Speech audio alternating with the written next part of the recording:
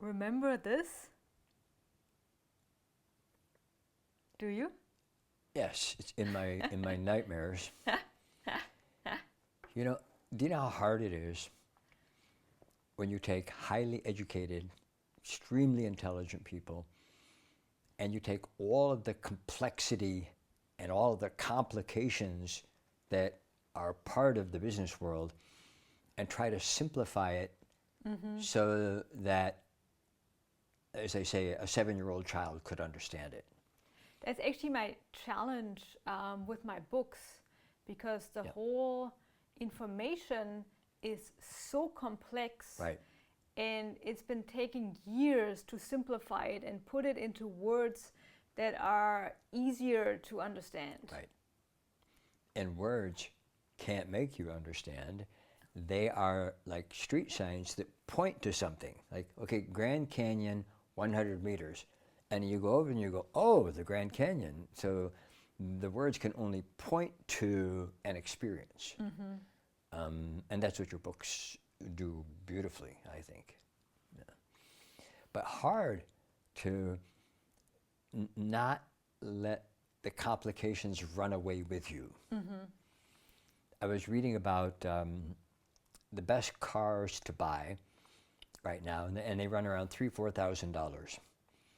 And they were built between 1995 and 2005, 7, something like that, 2007, because they don't yet have all those complications on them.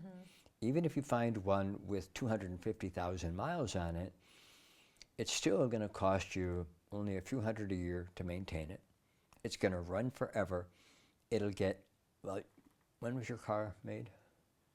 A long time ago. 1995. 1995.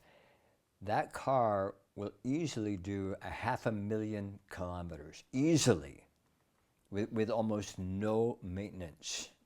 And your maintenance costs are almost zero, other than a few cosmetic little dings here and there. But the new ones are made so complicated that it's almost certain that they'll have a problem after 20,000 miles or kilometers, and that they'll have a major breakdown after 100,000 miles. Ford, who used to be like the harbinger of total quality management, they've got more recalls right now than anybody other than Tesla. So Ford and Tesla are fighting their way to the bottom because they both made their products so complicated that nobody can fix them.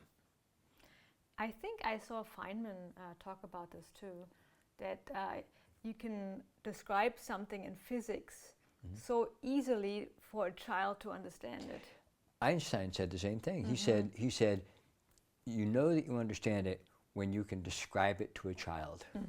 Yep. Yeah. Yep. And Feynman's dad was awesome. He would sit him on his lap when he was a little boy, and they would read about T-Rex. And then he would say, you see that Volkswagen out there in the driveway? That's the same size as a T-Rex head. Imagine that big Volkswagen pushing itself through the window right now. And that would be, little Richard was sitting there with like, wow, that would be a really big monster with a really big head. And so he became fascinated with science because his dad stimulated his curiosity about it. And so we're trying to do that, the whole, right now every country is in debt more than they're earning. All the major countries, and almost every major company, even the ones that on paper look like they're making billions or even trillions, most of that's funny money. Most of that is investor faith that they might live up to that. And how many of them are going to actually live up to that? Not one of them. It's hype. AI is going to be worth hundreds of trillions of baubles, goobles. It's so far hasn't made anything for anybody, and there's absolutely no sign that it will for the next 30 years. When the tech bubble crashed in 2000, it took Microsoft 20 years to get back to profitability again. And even that's on very shaky ground, okay? And the problem is very simple. He was a simple man, but he died of complications. Complications are killing things. So your job, your company goes in and simplifies everything by introducing games, kindergarten level games played in nature where, let's say, there are obvious rules. Walk along the sea cliff, enjoy the beautiful homes, but don't step off the edge. Everywhere there are rolling rocks and roots, don't trip. It's 100 feet down, you will be dead. You know, so very clear, very simple rules become immediately self-evident, and people's minds clear up. It's astonishing. You know, they come with a world of worries. They walk that cliff, which is about that wide, and they're, oh, look at that beautiful, whoa, that's 100 feet down, straight down, and there's not water at the bottom, it's rocks at the bottom. And suddenly one half of their mind wakes up. But then at the end of the trail, which is about 10K or something, they have to turn around and come back. Now the danger is on the other side, and they're looking down, and the laws of nature, the law of gravity, is saying, don't trip, don't stumble, don't fall down. Much. And suddenly they're going, you know, when I came here, I had so many worries in my mind and so many things I wanted to talk about. And right now, everything just seems so clear and so self-evident and so obvious. That's because nature is the ultimate kindergarten. You know, it's the ultimate place where people can learn. Now, how to get companies to understand the value of spending a few million on kindergarten instead of wasting $5 billion on a merger that has no chance, or $500 billion developing an AI system that's never going to work. In the end, there will be only one. There will be Coca-Cola, and there will be whoever wins. Let's say Gemini or ChatGPT. There's going to be one. Okay, and all the others are going to fail. Yet they're throwing hundreds of billions of dollars, taking all that human talent, hiring them, then firing them, then trying to hire them back again, only so that they can fire them again. And what they come up with is a bunch of code that they put on a shelf in the cloud. I'm trying to picture a cloud with shelves in it. For all of that wasted effort, wasted money, wasted intelligence. Now, how does it make sense when you talk with another CEO and you say, look, for just 3 or 4 million, we can untangle all of that complexity and all of that conflict and end all of those arguments, or as one engineer from a major German company said, oh man, it's a mess down there. How can you clean up that mess for so little money, and all of a sudden the complications disappear? They dissipate is the scientific word. They dissipate, and everything becomes crystal clear. Make stuff that people want. How do you find out what people want? You asked them? But they lie. Well, you asked deeper. What do you want? Well, I want a secure job. I want the unions to have equal say with blah, blah, blah. And everybody's like dull, washed out faces. The question is a koan. Right. It's not a question that has an answer. Yeah. It's Socratic dialogue mixed with a Zen koan. What do you want? I want more harmony in my home. Could I do this regarding my family instead of with guys I work with. Okay, but it doesn't light you up. What does that mean, light you up? Well, there's no more. You didn't become. There was no observable vitality that came up. Oh, so that means I shouldn't do it? No, it doesn't mean anything. It's just that's what happened. Okay. Now this starts to sound like double talk, because everything that these business leaders are saying is double, triple, and quadruple talk. It's all the Tower of Babel, all speaking in different languages, all meaning completely different things. Right. And then they ask the customers, let's do a survey and see what kind of machines or devices our customers want to buy. So what do you want?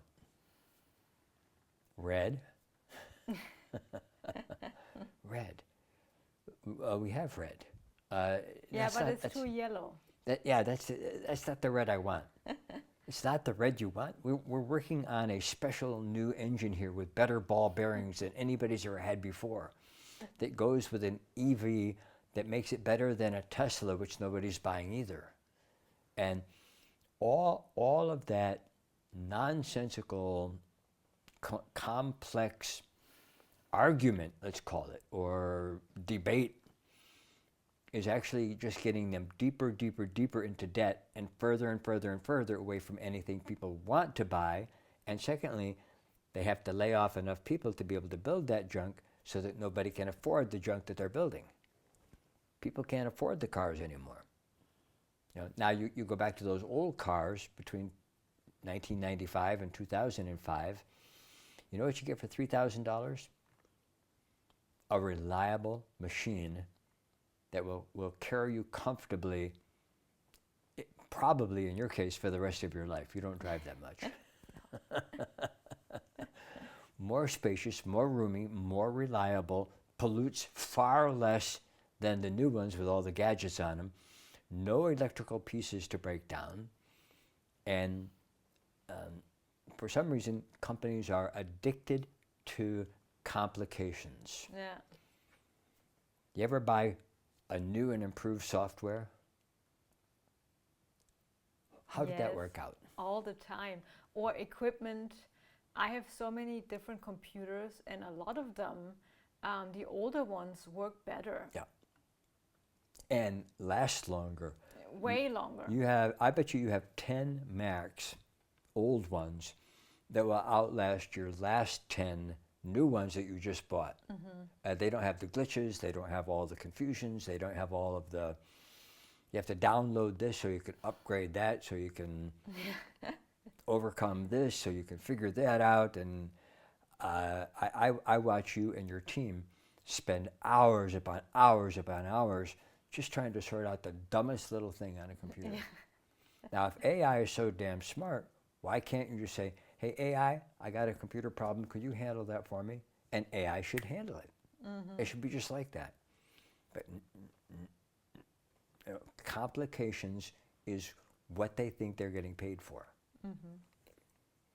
And then you say that for $4 million, we can get your company out of debt, and we can make you profitable, and your profits will reliably increase. And we've done it time and time again with major companies. Huge, with banks, even banks. I went into a Swiss bank and I said, well, at least you guys have the luxury of numbers that are reliable. And they laughed out loud. The whole crowd laughed out loud. They said, Mr. Sage, with all due respect, what you're seeing here is a very complicated work of fiction. It blew my mind, you know, and I said, well, what am I doing here? Well, with or without all those spreadsheets, we know that our customers who normally would be investing billions are not. We have lost their trust. Oh, trust. Why didn't you say so? I know trust. Everybody knows trust. And we can create it very easily by asking a few questions. So what do you guys want? And then they go through their whole list of things, and you go, no, no fire there, no interest there. Everybody's going to sleep. Now the second question, what do you really want? Now they put you to sleep with a fairy tale. And it's never anything to do with what they really want. And then what happens is a certain confusion comes in, and then it's literally like a fog lifting. And suddenly everybody sees everything clearly, and they see each other clearly. We talked about working at Swiss banks, and the next day, due to whatever, we bumped into a Swiss banker on the cliffs with his little dogs. And the reason he stood out is his dogs were playing, and I asked him if I could film them. And he said, "What do you do?" And I say, we work with Swiss banks to solve their problems. He said, "How does that work?" And I say, "Can I keep filming your dogs? You know, when the fog lifts and all that talk and all those numbers and all that linguistic nonsense goes away, everything becomes immediately self-evident."